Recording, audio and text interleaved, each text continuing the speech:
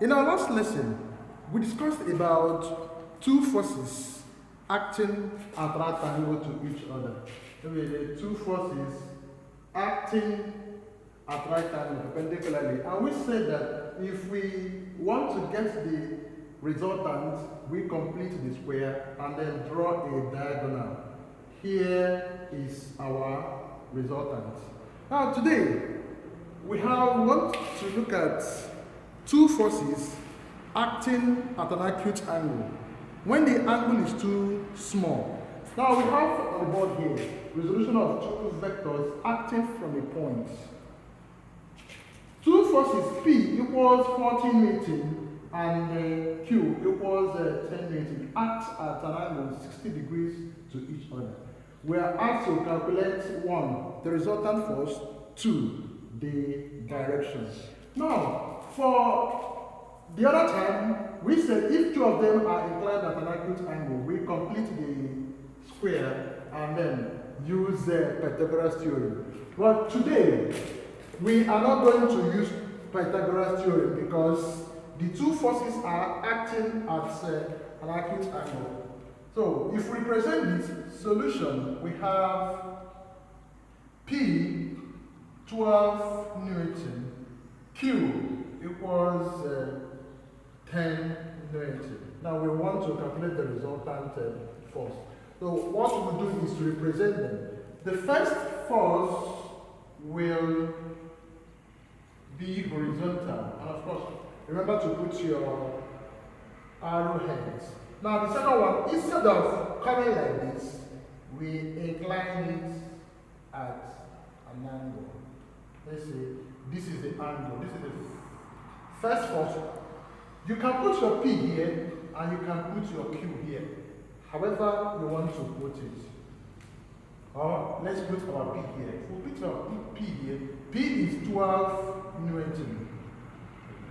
P equals 12 Newtons. Q equals 10 Newtons. Now, remember, this is the angle of inclination, 60 degrees. Now, the rule, there are two ways of calculating the resultant. It's that we use the scale drawing method or we use the geometric method. For now, let us concentrate on the geometric method. So what we'll do is to complete the parallelogram.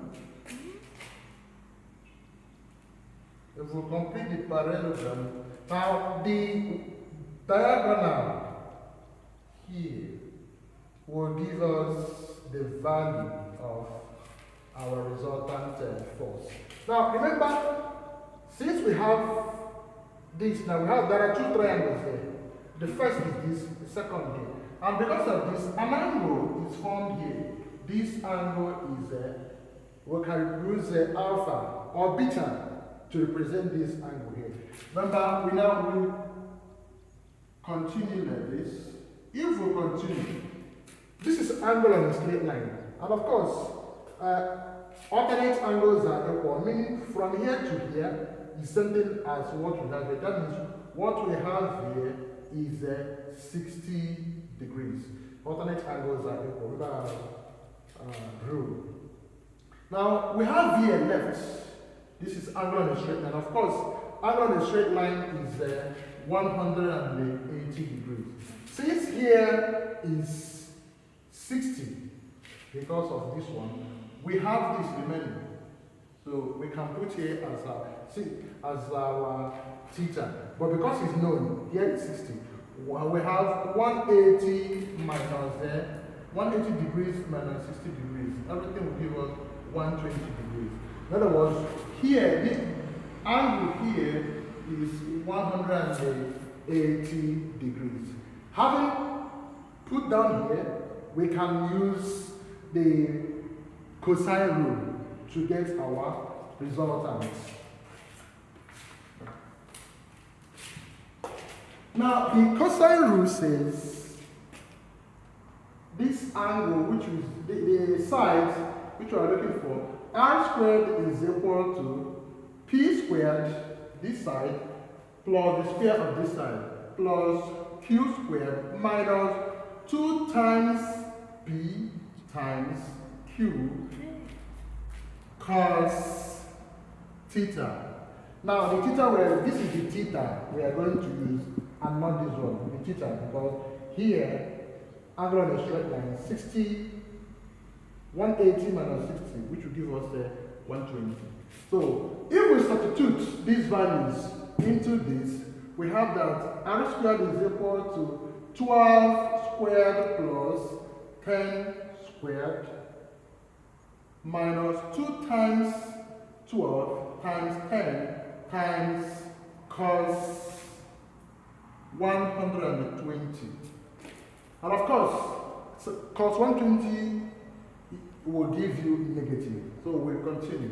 So 12 squared by calculation, 12 squared is 144 plus 10 squared. 10 squared is 100 minus 2 times 12, which is 24. 24 times 10 gives us 240 times cos 120. Now, if you check your calculator or your 4-figure table, cos 120 will give you minus 0.5. Minus 0.5. Now, in other words, minus times this minus here will give us plus. That means if you add these two, we have 144 plus 100 will give us 244 plus 0.5 times minus 240 will give us plus, which will give us 120. Remember to put your, therefore r squared is equal to 244 plus 120 by calculation will give us 364. This is r squared. We're not looking for r squared, we're looking for r. Therefore, r is equal to square root of 364. 364. The square root of 364 will give us 19.1 newtons. Therefore, we have gotten our r to be 19.4 newtons. Now, for the second one, which is the direction. For the direction, the second one now. For the direction, we use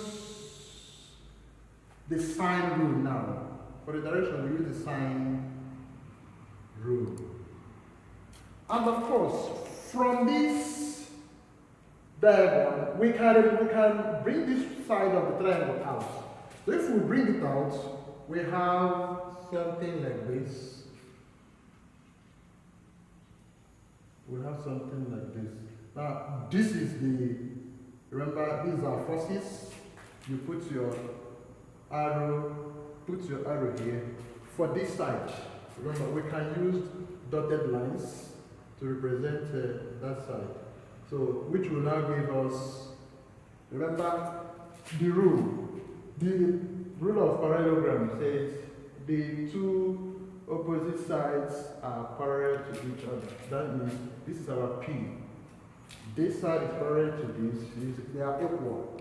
So our P is 12 newtons.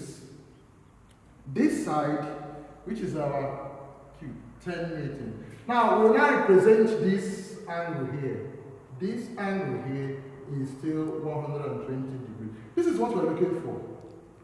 Alpha. This side, which is our resultant, having gotten our resultant to be 19.1 newtons, we can fix it here, 19.1 newtons. Now, the sine rule says, if we are looking for this side, we take this side all over sine of what we have here, this side over sine of what we have here, then this side, this angle, as you know, we're looking for this angle here, we take this side all over the angle. So, because our interest is not on this side, let's say this side here, we can mark it as X. Because our interest is not on this side, we're going to look at this side and this side. So, 19 over 19.1 all over sine of the angle opposite this side, which is the sine 120, which is equal to this side, which is P all over sine whatever you have here. P all over sine alpha, because what you have there is alpha. So we take this side all over sine of whatever angle you have here. This side all over sine of whatever angle you have here. Assuming we don't have any value here, it becomes, assuming we don't have any value, we have a 180 minus theta. That means what we have here will be 180 minus theta. But for the fact that we have value here, which is 120, we work with it. Therefore, if we substitute, you will make sine alpha the subject. With cross multiply, by cross multiplication, we can have P sine 120 is equal to 19.1 sine alpha. Make sine alpha the subject. Sine alpha is equal to P sine 120 all over 19.1, which will give us, now if you put the value of P, the value of P is 12. 12 sine 120 all over 19.1 will give us 12 times sine 120 will give us 0.866 all over 19.1. Now, if we continue, we have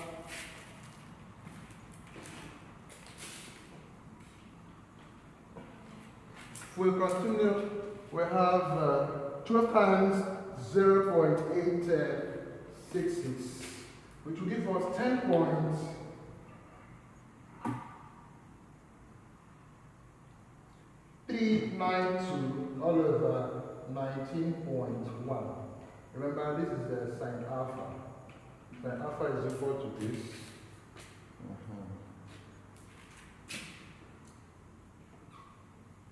10.392 all over 19.1 will give us 0.544.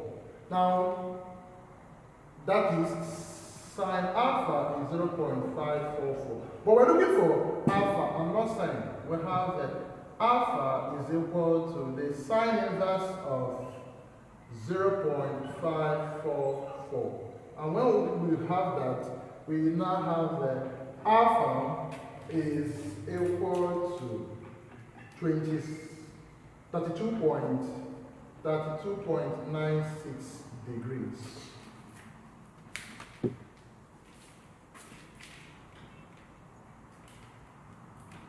32.92 degrees. Therefore, we can conclude that since the angle given to us, P and Q, the angle of inclination is 60 degrees, we can say that 60 minus 32.96 will give us 27.04 degrees. So we have two values now. So in conclusion, we can conclude that since our alpha is 32.96, it means that the direction of the resultant is the resultant 2. This 10 Newton force is 32.6. Or we can say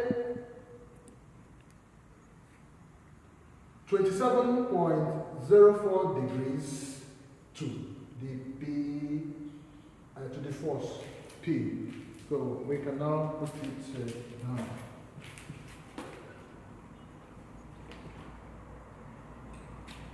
In conclusion, the resultant of 12 Newton and 10 Newton force is this value, which is 19.1 Newton, at this angle now, at 32.96 degrees to this force, to the 10 Newton force. Or we can say that the direction is 27 or 27.04 Newton to the 12 Newton force. So degrees. 27.04 degrees to the 12 Newton force. Okay. So this is where we'll end this. Okay. We have this on the board. Two forces, 50 Newton and 10 Newton, act from a point, and the angle between the two forces is 45 degrees. Calculate the resultant force and the direction. Okay. Having discussed the former one, please do this and then keep the answer on the comment section. But before we leave, please don't forget to share, like this page, and then share this to your friends so that they can have access to this knowledge. Thank you very much.